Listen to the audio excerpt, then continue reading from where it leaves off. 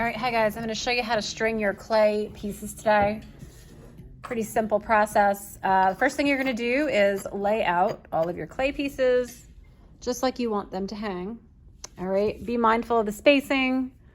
Make sure that if there's 3 strands, you know, that they're even, all that good stuff. All right, we're gonna string each one, and I like to give myself plenty of string, so I'm gonna go and almost double the length of clay pieces to string. So I went down and up, and then I'll cut. So that should give me plenty of string. Nothing's worse when you're trying to tie a knot with a tiny little piece of string left over. Another little helpful hint is to put a little bit of tape on the end there to make that hopefully thread through all these holes a little bit more easily. A helpful tool will be either a pin tool, or I have a big weaving needle here. Make sure you choose a thickness of string or rope, you know, that will fit through all of your little holes. I could have made these a little bit bigger, but all right, so there's a whole bunch of ways you could string this. I'm just going to show you one way, but it's not necessarily the only way to do this. All of my pieces are going to be strung with one long string. So as you can see with this one, right, it's all connected and the string is in the back. So you're going to go down through the front, under, and up through the bottom. Down through the top, up through the bottom. This one goes through. All right, so it goes down through the top, in the back, and then up. All right, so let's see if this works. All right, pull it through.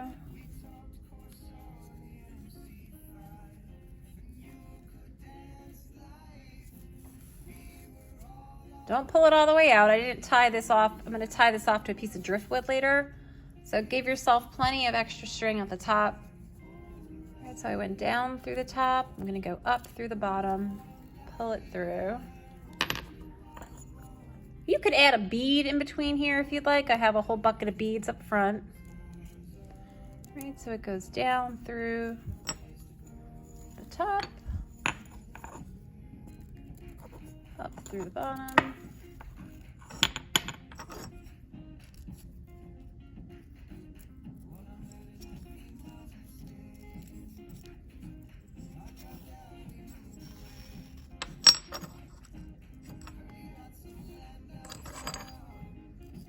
Good, all right, down through the top.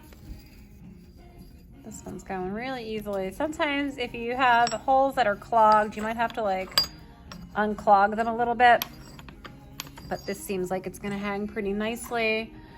If your holes are too big and your pieces are slipping, what you could do is go through each hole twice, and it will make a loop there, and that will lock it into place, and then your pieces won't slip on your string at all.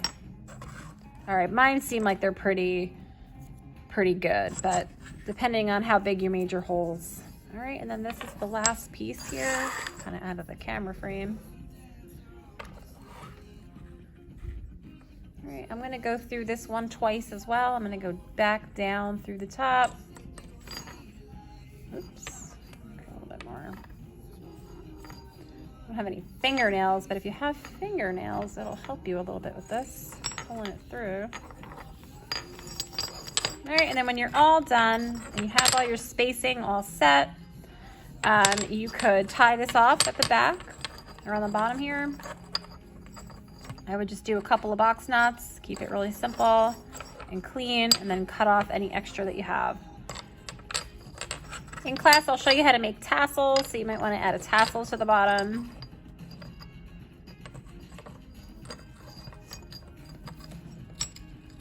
All right. And there you have it. Cut the rest of this off. And there's your piece. With this one here, I also, breaking it. I also, if you can kind of see there, I tied knots in between each of my pieces just as a decoration. You could add beads there if you'd like. Totally your choice. And then once you get them all strung,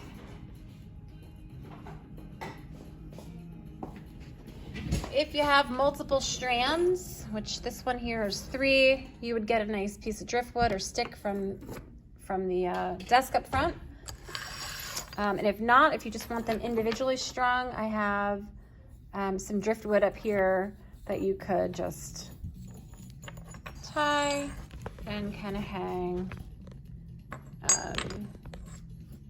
like that. All right, thanks guys.